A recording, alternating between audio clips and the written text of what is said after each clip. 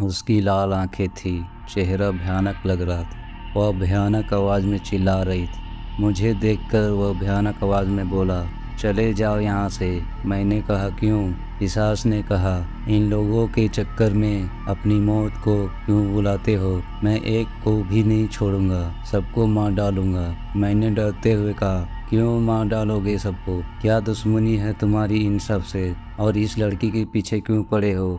क्या बिगाड़ा है इसने तुम्हारा? पिशाच ने कहा, मैं इस लड़की के पीछे पड़ा नहीं, मुझे लगाया गया है। मुझे इस लड़की के पिता ने लगाया है। मैंने चौंक कर कहा, लड़की के पिता ने? यह कैसी बातें कर रहे हो तुम? पिशाच अचानक मेरे पास आया और धीरे आवाज़ में बोला, हाँ, पिता ने। और उसने मेरे गले को पकड़कर पीछे की तरफ मुझे धकेल दिया। मेरा सर दीवार से टकरा गया और मैं बेहोश हो गया।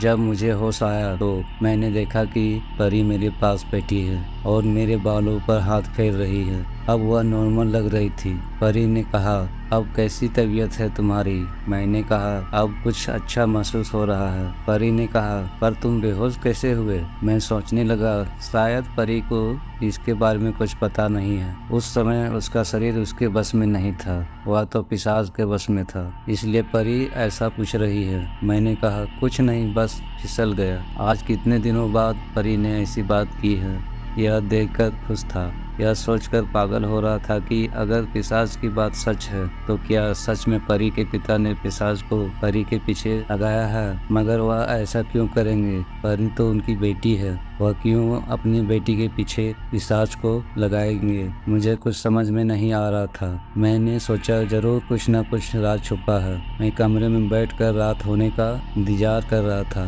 कुछ देर में दिन ढल गया और रात हो गई। मैंने खिड़की से देखा, दूर शमशान में वही तांत्रिक साधना कर रहा था। मैं घर के बाहर आया और उस तांत्रिक के पास जाने लगा। मैं वहां पहुंचा और तांत्रिक को सारी बात बताई और कहा, बाबा, अब तो पिशाच ने परी के पिता की जान भी ले ली। अब क्यों पीछे पड़ा है? क्यों वह उस लड़की के शरीर को नहीं छोड़ता? क्यों उसे आजाद नहीं करता? क्या चाहता है वह? मैंने रोते हुए कहा, मेरी परी का कैसा हाल बना दिया है। ना खाती है, ना पीती है, बस सारा दिन कमरे में उदास बैठी रहती है। अब क्या करूं, कुछ समझ नहीं आता। मैंने गंभीर स्वर में पूछा, बाबा, क्या आप मुझे पिशाच और परी के पिता के बारे में कुछ बता सकते हैं? पिशाच कहता है कि वह स्वयं नहीं आया, उसे परी के पिता द्वारा परी के पीछे लगाया गया है। बाबा, कृपया इस रहस्य से पर्दा हटाइए। तांत्रिक बोला, बेटा, परी के पिता बहुत लालची इंसान थे। उन्होंने पिशाच को परी के पीछे नहीं लगाया। यह सब अनजाने में हुई है। उन्होंने तो यह षड्यंत्र अपने छोटे भाई को मारने और उसकी संपत्ति छीनने के लिए रचा था, परंतु उस दिन परी ने पहले ही उस टोटके पर पैर रख दिया था और पिशाच परी के पीछे पड़ गया। लालच में आकर परी के पिता अपने ही विनाश का कारण बन गया। तांत्रिक ने मुझसे कहा, बेटा, मैं तुम्हें सलाह देता हूँ कि तुम इन सब से दूर रहो, नहीं तो तुम भी मारे जाओगे। पिशाच बहुत ताकतवर है, वह किसी को नहीं छोड़ेगा। परी के पिता को उनके कर्मों की सजा मिली। अब परी के पिता के कर्मों की सजा उनका पूरा परिवार भुगतेगा। मैंने कहा, नहीं बाबा, अपनी परी को छोड़कर मैं कहीं नहीं जाऊंगा। मैं इतना कहकर वहां से चला गया। घर आकर देखा कि परी की माँ जमीन पर पड़ी है और उसका सिर फटा हुआ है। फर्श पर खून फैला है, पास ही खून से कुछ लिखा है, परी, अब तुम्हारी बारी। पिशाच। यह सब देखकर मैं आश्चर्यचकित रह गया। मेरे पैर जैसे जम गए हो। मेरे माथे पर पसीने की बूंद आने लगी।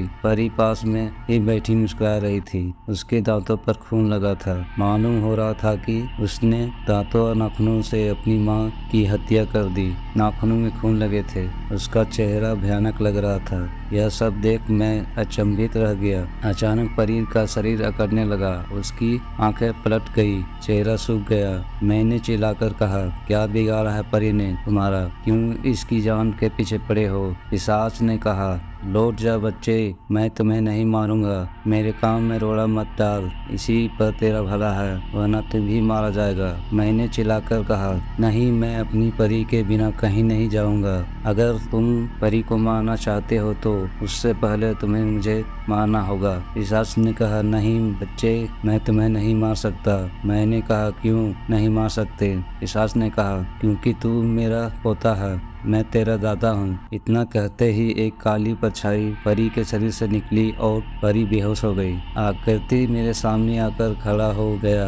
मैं यह सब देखकर चौंक गया। मैं चिल्लाते हुए कहा, दादाजी आप पिशाच? हाँ मेरे बच्चे, मैंने कहा, लेकिन दादाजी आपकी मृत्यु तो बहुत साल पहले ही हो चुकी है, अभी तक आपको मुक्ति नहीं मिली। दादाजी ने कहा, नहीं बेटे, तुम्हारे पिता ने मेरा पिंडदान नहीं किया और मैं इधर उधर भटकता रहा, लोगों को सताता रहा। मैंने कहा, दादाजी मैं आपके हाथ जोड़ता हूँ, परी को छोड़ दीजिए। पिशाच दादाजी ने कहा, बेटा आज तुम्हारे प्रेम ने एक पिशाच को जीत लिया। वह तांत्रिक में ही था जो बार बार तुम्हें बचाने की कोशिश कर रहा था। बेटा मेरा पिंडदान करो और इस पिशाच योनि से मुझे मुक्त कर दो। मैंने कहा, दादाजी आप चिंता मत कीजिए, मैं ऐसा ही करूँगा, आपको मुक्ति अवश्य मिलेगी। इसके बाद दादाजी धुआं बनकर उड़ गए। इसके बाद हमने परी की माता का देह संस्कार किया और दोनों का पिंडदान किया। लेकिन कभी कभी दादाजी की वो भयानक सूरत याद आ जाती है और हमें सोने नहीं देती। तो दोस्तों, यह कहानी आपको कैसी लगी? अगर अच्छी लगी हो तो चैनल को जरूर सब्सक्राइब कर लीजिएगा। धन्यवाद।